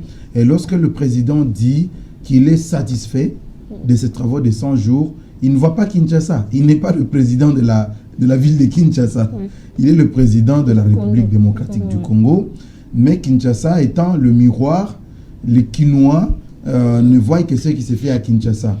Et même à Kinshasa, il n'y a pas eu que des sauts de moutons. Il y a eu des travaux notamment dans l'éducation, il y a l'habitat qui était prévu, il y a le transport, c'était plusieurs axes qui étaient mis en marche pour ces travaux de 100 jours, et que nous devons rester positifs, que les enquêtes se poursuivent dans les meilleures conditions, et que les coupables se retrouvent à Angenga. Nous allons applaudir, parce qu'une fois à Angenga, ils seront effectivement mis hors d'état de nuire. À Kinshasa, ils peuvent encore nuire à travers leur circuit, tout ça, mais à Angenga, ils peuvent nuire, mais c'est un peu compliqué. Ça va prendre le temps des appels, tout ça. On peut intercepter les appels, les avions, on peut intercepter des gens à l'aéroport. Il faut à Angenga. Donc, moi, je suis optimiste. Je crois que les enquêtes vont aboutir, et que les voleurs, parce que les voleurs, ce n'est pas seulement ceux qui volent du pain, ceux qui volent les téléphones, mais ceux surtout qui volent les deniers publics, ce sont là les vrais voleurs qui doivent se retrouver à Angenga, monsieur le procureur. Parce qu'à Makala, il n'y a plus de place. Amenez-les à Angenga. À Makala, on de faire aussi. Bon, monsieur Walter. Bien, merci beaucoup, madame. Oui. J'ai un peu ri lorsque mon ami Kanindab insiste sur Ngenga, bon, ça fait plaisir un peu là. Peut-être qu'il y a un marché de gré à gré là-bas, qu'il a déjà... Dans cette histoire de marché de gré à gré, je pense que Madame Makombo a été très experte à cela et elle a rapidement dit ce que prévoit la loi. Normalement, il faut un appel d'offres, mais pour certains marchés. Marché public. Oui, certains marchés publics par rapport à leur célérité. On peut faire le gré à gré. C'est ce qui a été fait. Malheureusement, cette exception soulevée par la loi, à mon avis, je pense qu'elle a ouvert beaucoup de brèches négatives. Voilà. Je prends l'exemple de M. Diama dont nous parlons. Vous savez, j'ai été scandalisé, pas plus tard qu'hier soir, d'apprendre que l'une des entreprises chargées de l'exécution de ces travaux n'a été créée qu'en avril 2019. Oui. Donc, voyez-vous. Donc, après que le chef de l'État ait lancé officiellement les travaux, un individu ou bien des individus se retrouvent rapidement, mettons en place. Reste à savoir aussi si c'est réellement sa structure ou c'est pas juste lui qui est... Oui, peu importe, mais du moins, la date de la création de l'entreprise pose problème. Donc l'entreprise a été créée après que les travaux aient été lancés. Donc ça montre qu'il y a un flou artistique là-dessus. Opacité. Oui. C'est vraiment opaque. Mais je vais mettre un peu d'eau à ce moulin, à cette question. Nous ne pouvons pas... Madame, on m'a pris mon temps de parole. Hein. Non, la date de création d'une entreprise ne peut pas être une condition. Pourquoi? Parce que vous avez des entreprises qui diversifient leurs activités ou leur champ d'activité. Donc, vous êtes à PIC, une entreprise de médias ou de communication, mais en même temps, vous pouvez avoir créé une branche, par exemple, dans la boulangerie ou un service à la demande, par exemple. Vous pouvez le créer, mais on tient compte de l'existence de l'entreprise, mais pas de la branche qui vient d'être créée. La branche peut être créée, mais il faut qu'elle remplisse les conditions. Mais cela fait partie du travail, cela est le travail de la justice dans le cadre de son investigation, de savoir si elle a rempli les conditions. Si l'entreprise existait déjà dans cette forme-là que vous venez de présenter, si l'entreprise effectivement existait déjà et que peut-être c'est seulement une branche qui a été créée. Mais la branche, en tout cas, n'a pas l'expérience. Vraiment, pas du tout. Elle peut employer des personnes sur le terrain. Voilà. Elle peut employer l'expertise. Oui, je vais dire. Malheureusement, nous n'allons pas parler du troisième sujet, mais le deuxième. Bon, le deuxième, j'insiste sur la date de la création de l'entreprise. Madame l'a dit. On ne peut pas confier un marché à une entreprise qui n'a jamais fait preuve dans ces domaines. Voilà. Ça non. Je vous l'ai dit, une entreprise... Écoutez. Non, nous devons quand même dire certaines choses sincèrement et honnêtement. Une entreprise qui n'a jamais fait de preuves dans tel ou tel domaine, on ne peut pas lui confier un marché. C'est ainsi que dans la loi de passation des marchés... Par rapport à l'appel d'offres, on regarde aussi l'expertise. Même lorsqu'il y a les gré à gré. Même lorsqu'il y a des gré à gré, on regarde. Mais est-ce que toi, tu as déjà fait preuve dans ceci? Oui. Alors on prend. S'il n'y a pas de preuve palpable qu'on a déjà fait, qu'on est détenteur d'une expertise, on ne peut pas. Et la preuve est là. Jamal a eu l'argent, bon, rien ne suit. Madame, s'il vous plaît, l'entreprise ne fait pas le travail. Ce sont les hommes qui font le travail. Je viens de créer mon entreprise, ok? Et j'emploie des ingénieurs qui aujourd'hui ont déjà fait preuve dans la ville ou dans le pays, dans d'autres entreprises. Je les embauche. Donc vous voulez changer la loi? Je les embauche. C'est ça. Non, moi j'ai dit par rapport à l'expérience dont on parle, ce n'est pas le nom de l'entreprise qui fait le travail. Parce que regardez, on a pris Safricas, on a dit Safricas c'est une grande entreprise de grande renommée. Où en sommes-nous aujourd'hui? Mais vous prenez une nouvelle entreprise chinoise qui est arrivée après Safricas, mais qui vous fait du bon travail. Ce n'est pas l'entreprise qui fait le... J'aimerais qu'on fasse le distinguo entre l'entreprise en tant que structure et les exécutants qui devraient faire preuve. L'entreprise, non? Est-ce que le problème c'est sur quel niveau? De ceux qui exécutent le travail ou de la structure? Parce que le problème ici c'est ceux qui exécutent le travail. Le contrat, mais est sûr d'avoir en son sein de l'expertise pour faire ce travail. Oui. Ça, c'est un fait. Mais la loi est là pour mettre des garde-fous. La loi dit il faut une expertise. La loi dit expertise plus expérience. C'est deux choses différentes. Oui, justement. Mais l'expérience, on peut acquérir l'expérience dans une autre entreprise. Ces gens-là, ils ont déjà leur expérience ailleurs. Non, je parle par exemple des sous-traitants. Oui. Lorsque on a un contrat, on engage une compagnie sous-traitante. c'est la sous-traitante travaille sous votre label. Ça, c'est notre Donc, c'est une expertise. Quand il y a faute grave au niveau de la loi, le sous-traitant dira.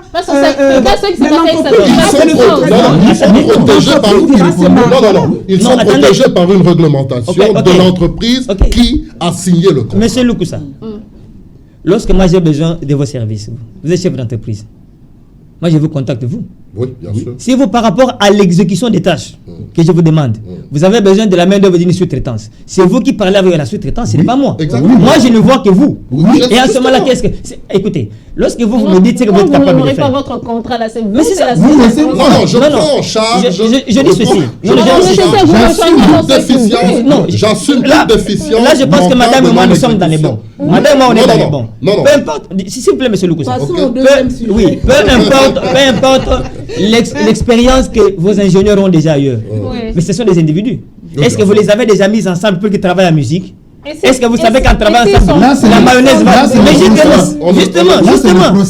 Alors, c'est peut-être ce qui se passe en ce moment. Mais c'est là où il y a toute la question. Safricas, M. Blattner peut-être et M. Sam Jamal sont peut-être victimes de leurs sous-traitants. Exactement. Non, et d'ailleurs, vous savez, j'ai entendu sur une radio autorisée ce matin, justement, comment il s'appelle, celui qui est en... Sam Jamal. Voilà, il dit, non, c'est parce qu'il attendait certains équipements qui devaient bénéficier d'exonérations. Les exonérations tardent à venir, c'est pour ça que c'est toujours à Matadi. Donc il accuse le système gouvernemental. C'est une possibilité. Bon. Ça, c'est ça le travail de la justice. C'était peut-être pour aller trop en besogne de l'inculpé, comme vous avez dit.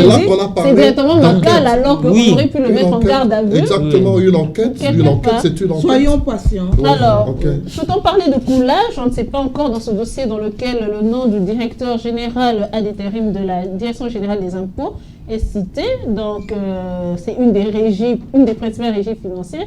Il est accusé d'une affaire de corruption qui le lie à un dossier de litige de Kibali Mining Service. Yav Ngoïnzam serait l'homme qui a fait perdre à la République plus de 11 millions de dollars pour une bagatelle somme de 2,5 millions de dollars. Des chiffres qui sonnent comme une détonation à nos oreilles, Monsieur Kaninda, surtout quand on sait que ça et là, les fonctionnaires sont en train de gréver pour pouvoir, ils grèvent justement parce qu'ils sont imputés injustement de quoi? De l'IPR. Alors qu'en dites-vous? Si c'est vrai, Angenga. C'est vrai, c'est un candidat de Angenga. Un candidat pour Angenga. Non, un candidat pour Angenga. Je me dis qu'il y a un marché de gré à gré pour Angenga là-bas. Il faut bien vérifier. Un candidat pour Angenga. Il faut vraiment vérifier tout ça. Moi, je crois que les administrateurs de Angenga en ont marre de recevoir que des petits voleurs. Ils veulent aussi voir les barbouzes, les gros poissons. Ils sont dans l'attente. Bon, en tout cas, madame, si les informations que nous avons apprises sont vraies, parce que nous aurons appris que monsieur aurait organisé une DGI parallèle. C'est-à-dire, on regarde toutes les grandes entreprises qui doivent à l'État congolais. Lui s'organise avec un groupe de gens qu'il a placé, je ne sais pas, sur l'avenue 24. Ils vont négocier avec l'entreprise, dire non, voilà, comme vous devez 100 000 à l'État congolais, donnez-nous 40 000 et on va effacer les restes. Vous donnez les 40 000 et ça va dans leur poche. Et aujourd'hui, ça se compte en millions. Si cela est avéré, après les enquêtes, madame, je crois que monsieur doit se retrouver en Ngenga. Il n'y a pas de choix. Monsieur Mathieu, plutôt. Le corrupteur, le corrupteur serait Kibali Mining Service, le corrompu, M. Yav Ngoïnzam, ce même directeur qui avait promis de faire de tout ce qui était en son ressort pour renflouer les caisses de l'État. Alors, qu'est-ce qui se passe? Il se passe des choses malheureusement très graves. Le Congo alors sera un pays riche, qu'on arrête de nous raconter que c'est un pays pauvre. Malheureusement très grave. Je vous ai dit une fois sur ce même plateau, que les gens disent que l'argent ne circule pas, c'était faux parce qu'ils n'avaient pas d'argent. Mais je m'étais quand même dit qu'avec les régies financières, les caisses de l'État devaient être renflouées pour que le pays ait les moyens de sa politique.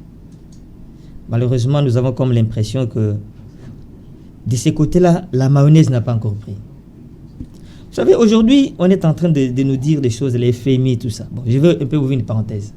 Politique d'austérité. Justement, j'allais arriver. Dans quel pays on a déjà vu le FMI apporter des solutions efficaces? Nulle part ailleurs. Nulle part. Partout, le FMI passe. Austérité. Et après ça, il y aura un ajustement structurel. Parce que c'est ça leur politique. On va vous dire, non, vous avez beaucoup de fonctionnaires, il faut en renvoyer certains à la retraite, d'autres, il faut carrément supprimer les postes. Et entre-temps, on est en train d'augmenter les mécontents sociaux. Aujourd'hui, il y a grève par-ci, par-là. On se moque des uns et des autres. Non, je ne suis pas encore professeur, je suis chef de travaux. Pas encore professeur. Sinon, vous allez me causer des amis avec mon mentor là-bas. Je ne suis pas encore professeur, je suis chef de travaux. Alors, bientôt là, on va parler de l'ajustement structurel. Mais pourquoi tout ça? Parce qu'on dit que le Congo, c'est un pays pauvre et n'a pas de moyens. Il faut que nous puissions lui prêter de l'argent. Et pourtant, de l'intérieur déjà, nous pouvons nous-mêmes réunir les moyens et aller au-delà même des 15 milliards. Louzo Bambi a dit ça en son temps. Si déjà 15 milliards de dollars chaque année étaient perdus dans la corruption. C'est déjà là la preuve, non? Oui, oui. Une des preuves, parce que 15 milliards de dollars. Aujourd'hui, avec un budget de 11 milliards, ça fait problème. Et on sort les plans de trésorerie qui devaient même être un document discret entre les mains des membres du gouvernement. Bon, on largue ça sur la place publique avec des intentions inutilement politiques. Et ça, c'est un problème très sérieux. Vous savez, madame, laissez-moi le temps. Le temps. Aujourd'hui, pas tout le temps. Nous aussi, on est. Nous aussi, on est. Déjà que je vous en ai laissé.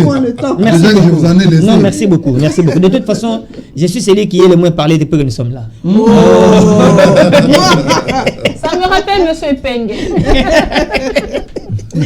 Heureusement que tu n'as pas ton bec rouge aujourd'hui. Le recette. Les recettes doivent rentrer dans la caisse de l'État. Mais si ceux-là même qui sont chargés de ramener ces recettes se compromettent déjà à ces niveaux. Madame, on aurait aimé que ce soit un agent, que ce soit un directeur provincial, que ce soit certains agents véreux, que ce soit compromis. Mais si lui-même, le numéro 1, l'a fait, alors a fortiori, les agents. Je pense que si déjà 11 millions de dollars peuvent disparaître à partir de sa petite magie malheureuse, c'est que les agents ont fait disparaître plus. Et pour cela, je vais finir, pour cela, le ministre des Finances devait tirer les conséquences. Vous savez que je ne comprends pas l'actuel ministre des Finances. Le gouvernement dit, vous allez nous mobiliser 11 milliards de dollars. Lui dit, je ne peux mobiliser que 5,5 milliards. Mais il a échoué à sa mission qu'on lui a confiée. Fort logiquement, ces messieurs devaient rendre le tablier et s'en aller. Parce qu'il n'est pas à la hauteur de ce que l'État attend de lui, de ce que le gouvernement lui a confié comme charge, comme mission. Malheureusement, au lieu d'afficher profil bas, bon, apparemment, il veut s'enorgueillir pour montrer que lui, il est expert, je ne sais pas à quelle matière. Non. Madame, Oui. Non, fatigue. Hein? non, c'est scandaleux. Attends une sérieuse crise d'homme. Et moi, ça me fait peur quand on va parler peut-être bientôt de nomination de mandataires. Madame, ça sera, on va prendre les mêmes et recommencer. Exactement. Tout à fait. Voilà. Parce que ce qui est dramatique, ce sont des crimes économiques énormes, mais surtout, c'est que nous avons les preuves. Parce que les autorités locales ont tiré la sonnette d'alarme. On dit, voilà la compagnie minière. La direction provinciale voilà. elle-même l'a fait. Voilà, a tiré la sonnette d'alarme. Mais non, ce haut cadre de l'État, comme ça, détourne une si grosse somme. Et comme vous dites, qu'un directeur provincial a reçu. et c'est comme vous dites, c'est pour dire que l'intégrité, c'est une valeur qui n'existe plus dans ce pays. Et c'est aussi, ça veut dire que l'impunité continue à régner. Parce que quelqu'un comme ce monsieur-là, même si on l'envoie à Ngenga, un jour il en sortira. Il va... même déjà une mafia, déjà non, il va faire sa peine, il sortira. Mais il ne devrait plus jamais être engagé dans ce domaine-là. Mais vous allez le voir revenir dans les circuits. Peut-être dans un mandataire, peut-être dans une... Voilà. On va l'envoyer ambassadeur ici. Et maintenant, quand vous voyez, on nous met des grands panneaux sur les boulevards, civisme fiscal, etc., etc.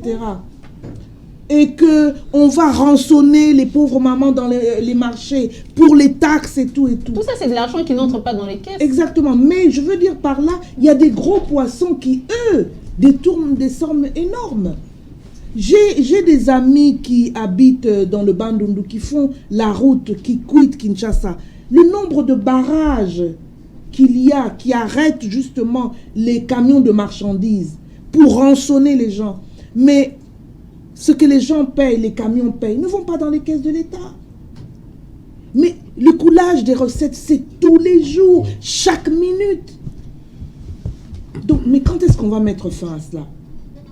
Quand est-ce qu'on va mettre fin à cette impunité? Et ça fait que, effectivement, notre budget est maigre, ça fait que les professeurs sont mal payés, ça fait que les magistrats grèvent, ça fait que les médecins grèvent. Les tensions sociales sont en train d'augmenter dans ce pays. C'est une bombe à retardement. Absolument. Alors, dites-moi, monsieur Carl. Madame, moi je voulais juste intervenir dans le sens où, d'abord il faudrait revenir un petit peu en arrière pour parler de ce chambardement imminent qui va intervenir d'ici quelques jours ou quelques mois ou quelques semaines dans l'appareil de l'État, c'est-à-dire les entreprises publiques. Il faudrait aussi savoir que notre pays notre société aujourd'hui ressemble à l'enfer, parce qu'il y a il y a aussi des dossiers qui sont montés contre les uns et les autres, justement pour salir ou blanchir telle ou telle autre personne, pour qu'ils ne reviennent pas en tant que mandataire de l'État ou quoi. Ça, c'est une parenthèse que je voulais ouvrir et tout de suite la refermer.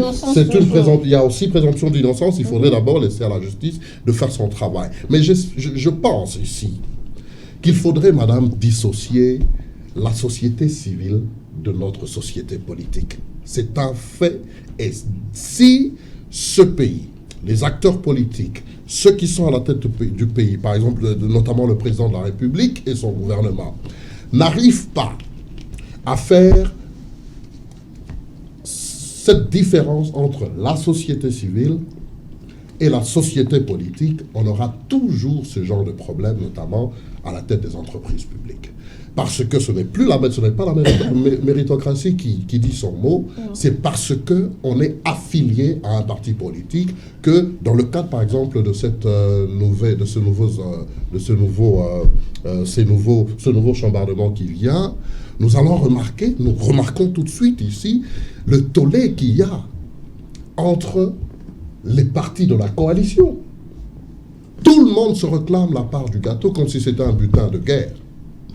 Or, nous avons des dignes fils nationaux qui sont respectables et qui sont encore un petit peu crédibles. Madame a fait ici allusion a dit ici tout à l'heure que le sérieux n'existe plus dans notre société. Mais moi, je pense qu'il y a encore des hommes sérieux dans cette société. Non, mais ce qui est bizarre, c'est que l'homme sérieux, quand on le met en contact avec l'argent, là... Non, madame, il y a des gens intègres qui respectent, qui comprennent et qui savent faire la différence comme le directeur provincial, par exemple, entre une représentation politique à la tête d'une entreprise ou de quoi que ce soit, une firme nationale, et une représentation partisane, et une représentation civile. Donc si, à la tête de ces entreprises, on place des gens de la société civile, par exemple, mais qui n'ont pas d'acquaintance de ceci ou cela, je sais qu'il faut les trouver, madame, c'est ça. Il faut les trouver. Dans ce cas, il faudra les trouver. Parce qu'aujourd'hui, les entreprises publiques sont gérées par des partisans et constituent, en fait, ces gens-là qui gèrent ces entreprises publiques, constituent le contribuable de ces partis politiques-là. Oui, chacun doit donner sa dîme. Hein. Vous comprenez? Donc, ils ne sont pas placés à la tête de ces entités parce qu'ils méritent d'être là, mais parce qu'on les estime dignes de confiance par rapport à leur attachement à leur parti politique. Et parce qu'ils vont renflouer les caisses du parti. Donc, c'est là le plus grand mal de gestion dans nos entreprises publiques aujourd'hui, et il faudrait souligner cela. Aujourd'hui, par exemple, on parle de pourcentage, de représentativité à la tête des entreprises publiques, parce que nous avons gagné plus que vous aux élections, nous devons avoir plus de pourcentage à la tête des entreprises publiques. Mais que dire des Congolais? La liste que nous avons vue tous dans les réseaux sociaux, si elle est... Que dire des Congolais Je ne l'ai pas encore. Vous allez me l'envoyer, madame. Que dire des Congolais, de ces Congolais-là qui méritent ces postes-là, mais qui n'appartiennent à aucune famille politique? Parce qu'ils sont Congolais aussi. Donc moi je pense qu'il faut revoir un petit peu cela et avancer. Hormis les infrastructures, ne pensez-vous pas que le gouvernement actuel de la justice marquera plus le Congolais en mettant hors d'état de nuire tous ceux qui pillent le pays? Madame. Je vous reviens toujours. Oui, mais... oui, mais c'est ça. Je fais de la publicité aussi. Non, mais il faut que les décideurs Parce qu'on a l'impression comprennent. que le gouvernement Fachi, disons, la présidence Fachi veut plus s'illustrer aussi par les infrastructures. Oui. Alors, on se dit, le fait de mettre hors d'état de nuire toutes ces personnes qui pillent la République, est-ce que ça pourra aussi marquer? Non, mais il le faut bien. Oui. Il le faut bien. Bon, les conditions carcérales, comme Madame Akombo en est l'avocat, et c'est bien, il faut améliorer les conditions carcérales parce que tous, surtout nos journalistes là, nous sommes des potentiels candidats. Bien Si sûr. jamais Nous tous, demain, même vous, là, quand on va sortir bon. de ce plateau ici. Ah oui. Bon, et ça va encore parce qu'ils sont... Oui, des- mais écoutez, si je pose Mais cette nous- question, parce que comme on le dit toujours, Narolia briqueté, il faut n'aller lipa. Alors, quand on nous parle sur le mouton, quand on parle de logement social, toutes ces choses-là, et qu'il y a toujours des gens qui continuent à piller le pays, dites-moi, est-ce que ça va vraiment nous marquer le fait de monter sur un seul mouton, de marcher sur du macadam alors que le ventre reste cru? Non, il faut considérer que nous sommes dans un état parfois qui fait honte. Et les décideurs le savent lorsqu'ils sont à l'étranger. Je ne sais pas quand ils reviennent au Congo et qu'ils ont des investisseurs derrière eux, ils ont des visiteurs. Quand ils arrivent au Congo, je ne sais pas, ils sont dans quel état? Parce que imaginez-vous que vous recevez un ami vous reçoit chez lui, c'est bien, c'est propre, c'est assaini, il y a des couleurs, il y a des fleurs, c'est bien aménagé. Et le jour où il doit venir chez vous pour rendre visite, il vous trouve dans un état de saleté, de délabrement, de... Non mais, je ne sais pas, vous serez comment? Moi, je serais très mal à l'aise. Mais vous avez nos ministres qui voyagent. Vous avez des décideurs qui voyagent, qui sont tout le temps en Europe, aux États-Unis, en Asie. Ils voient ce que les autres ont fait chez eux en termes d'infrastructure. Comment vous pouvez garder la ville de Kinshasa pendant 20 ans? Vous quittez l'aéroport d'Ndjili. Vous parcourez la Tchango. Vous voyez tout ce que vous voyez de part et d'autre. Pendant 20 ans, vous avez la même image. Quand vous quittez Ndjili, en venant de l'Europe, en venant de l'Asie, vous avez la même image pendant 20 ans. Et ça reste comme ça. Donc je crois que quelque part, nous devions avoir quand même l'orgueil du Congolais pour la question des infrastructures, que ce soit routière, que ce soit de l'habitat, que ce soit... Nous devrons avoir quand même un sursaut d'orgueil. Nous devons faire un travail sur nos infrastructures. Je crois que les travaux des 100 jours, principalement les sauts de moutons, ça ne répondait pas qu'à la question d'embouteillage. Ça répondait aussi à la question de la beauté. Ça répondait aussi à ce défi-là. Mais cela ne suffit pas. Il faut des routes pour acheminer les produits vivriers.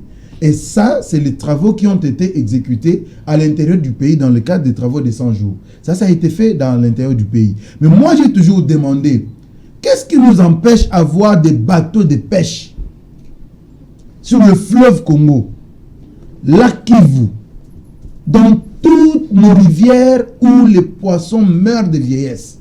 Ça, c'est un sérieux problème. Donc, moi, j'ai dit, les infrastructures, nous en avons besoin. La population ne doit pas se leurrer à cause de ça. Nous avons besoin des infrastructures, rien que pour, d'abord, acheminer les produits ici à Kinshasa, mais aussi pour question de beauté, on en a besoin. Mais, ceux qui ne nous permettent pas d'avancer sur ce plan, ils doivent se retrouver à Angenga. Ça, c'est clair. Mais il y a un élément qui a été évoqué ici, que moi, je ne soutiens pas. Lorsqu'on dit le FMI n'a jamais développé un pays. Ce n'est pas le FMI qui va nous développer. Ça, nous disons non. Ce n'est pas le FMI. Mais le FMI nous donne les moyens. Il nous appartient à nous de gérer ces fonds. Madame, est-ce que vous savez que la BAD, les différentes institutions qui continuaient à donner l'appui, c'est la Banque mondiale et autres, quand ils donnaient l'argent, ce n'était plus le gouvernement congolais qui gérait cet argent-là. On mettait en place des cellules qui géraient les fonds. Pourquoi? Parce qu'ils avaient compris que les dirigeants congolais, depuis tout ce temps, ils ne servaient pas aux intérêts de la RDC. Ils servaient à leurs propres intérêts. On vous donne l'argent, le FMI vous donne l'argent, mais au lieu de mettre cet argent-là dans l'exécution des travaux d'intérêt commun, non, l'argent va être utilisé pour des fins personnelles. Alors moi, je crois qu'aujourd'hui, ce que nous avons, l'appui financier du FMI, va effectivement nous aider. Aujourd'hui, nous sommes dans l'austérité que nous vivons ici, mais c'est justement pour répondre à des règles d'orthodoxie financière. Parce qu'on gérait nos fonds comme on l'entendait. Alors qu'il est démontré que lorsque vous observez une certaine orthodoxie, l'argent qui entre est dépensé au profit du Congolais, ça vous permet d'avancer. Monsieur Walter, malheureusement, le tour de table habituel pour conclure l'émission ne pourra pas être fait. Donc, la dernière question vous remet. Ensuite, je désannonce. Je voudrais savoir, tant qu'il n'y a pas de réforme de mentalité, est-il prudent, justement, et ça, c'est une question, je crois que j'avais déjà évoqué, de nommer des nouveaux mandataires? Bien, merci, madame.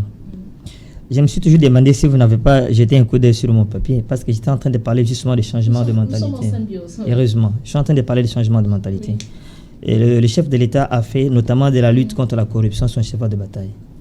Bon, il y a des signaux qui commencent à apparaître plutôt ça et là, avec l'interpellation de certains dirigeants accusés de mégestion qui sont encore innocents, bien sûr, qui sont encore présumés innocents. Mais je me dis que certaines structures qui ont été mises en place au niveau de la présidence de la République par rapport à ça, est-ce que ça fonctionne déjà? Apparemment, ils sont encore inopérationnels. Il y a des structures, notamment, il y a un conseil spécial chargé des changements des mentalités, tout ça. Bon, je ne sais pas si quelque chose a déjà été fait dans ces... C'est pas ça qui va changer nos mentalités. Je vais continuer. C'est pas ça du tout. Oui, je vais continuer. Mais ces structures ont été mises en place et ces gens sont payés par l'État congolais pour faire ce travail. Le changement des mentalités, je sais que c'est un domaine très vaste et ça peut prendre des heures à en parler ici. Mais moi, je me dis quand même que je vais faire une proposition. Vous savez, lorsque nous suivons certaines chaînes de télévision, surtout, elles pilulent maintenant, surtout sur les TNT, il y a beaucoup de chaînes qui n'ont presque pas de programmes. Vous trouvez des grilles de programmes tout à fait vides. Alors, dans le cadre de la sensibilisation, de l'éducation, notamment par rapport au civisme fiscal, par rapport au changement des mentalités, à la lutte contre la corruption, il y a moyen que l'État congolais, les ministères de l'information, ou bien même certaines structures au niveau de la présidence, entrent en contact avec certaines chaînes pour dire, bon, nous prenons 1 heure ou bien 30 minutes sur votre guide de programme avec des campagnes de sensibilisation, d'éducation. Je crois que ça peut quand même être une contribution, tant que minimum une contribution par rapport à cette problématique. Voilà, mesdames et messieurs, merci. Cette émission, madame, vous me regardez comme si je vous ai laissé sur l'autre point. Ah, beaucoup, oh, beaucoup. Oui. Le mot, c'est le changement de mentalité. Oui. Ça ne se théorise pas, ça se vit, ça se pratique. Et ça se pratique d'abord au sommet de l'État. Quand le Congolais verra qu'au sommet de l'État, les habitudes commencent à changer, eh bien, laissez-moi vous dire, ça va aussi changer. Mais ça s'enseigne aussi, madame. Mais c'est créer une cellule qui va changer les mentalités. C'est de l'argent encore. Voilà. Bon, oui. Le problème, c'est que la cellule a été créée, mais la question est justement posée. Justement, il y a des chômeurs en ce moment. Oui, exactement. Vous voyez que ça c'est ça qu'on a dit. La cellule ne fait pratiquement rien. On ne va rien. Je quelque chose rapidement par rapport à ce changement de mentalité. Moi, je pense que la vision du président de la République, les Congolais, nous devons l'accompagner. C'est une vision lucide, clair et les réalisations. Je dis ce qui ternit aujourd'hui l'image du président par rapport aux infrastructures, notamment les sauts de moutons. Les sauts de moutons, c'est que Kinshasa. Est-ce que qui parle des réalisations du président de la République à l'intérieur du pays? C'est justement un problème de communication. Nous allons faire ce travail de communication pour dire aux Congolais que plus ou moins 60% du travail des 100 jours ont été réalisés. Et qui en parle? Il faut répertorier tous ces travaux, il faut dire ça aux Congolais, une large diffusion, et que les Congolais comprennent qu'en une année seulement de président de la République, il a fait quelque chose, il n'a pas rien fait. Merci.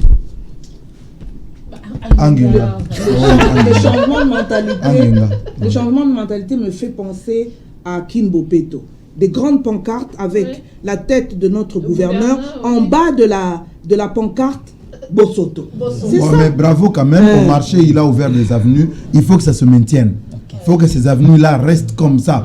Parce que moi, je me Parce souviens que, quand on oui, était petit, Gabriel, on a on vu, venait avec moi, des c'est voitures pas- jusqu'au oui, marché, c'est on vrai. entrait. Oui. Donc, de ce côté-là, bravo, mais pour le reste, il faut travailler. Il faut Ceux qui ne travailler. travaillent pas, ce n'est pas seulement à Kinshasa. Dans Il faut nos les amener quartiers. ailleurs. Il faut les amener ailleurs. Dans nos quartiers. Voilà, mesdames et messieurs, merci beaucoup d'avoir suivi cette émission. Vous la reverrez en rediffusion à 15h. Je vous laisse suivre le journal juste après. Au revoir. Merci. Merci. Merci.